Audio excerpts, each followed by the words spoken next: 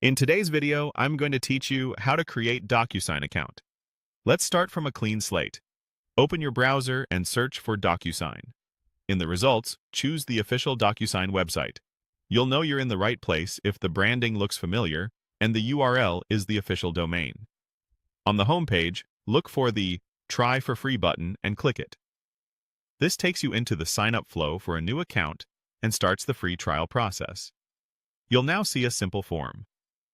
Begin by entering your first name, last name, and the email address you want to use for DocuSign.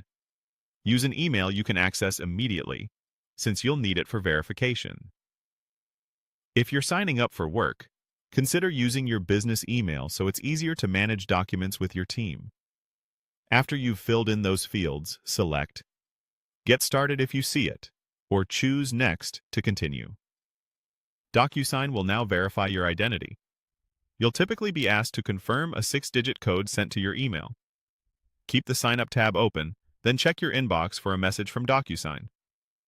If you don't see it within a minute, refresh the inbox and look in your spam or promotions folder. Return to the DocuSign tab and enter the code exactly as it appears. In many regions, you'll also be prompted to add a phone number for additional verification. Enter your number carefully, choose the correct country code if needed, and then select Send Code. Watch for a text message, and when it arrives, type that code into the verification field.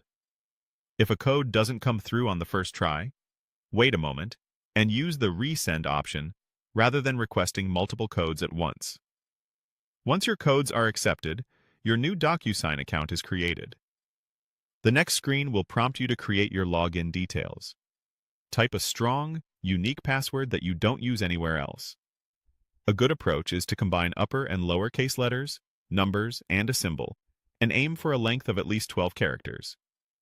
When you're ready, click Next. You'll be guided into your dashboard, where you can upload a document, add recipients, place signature fields, and send it out for signing.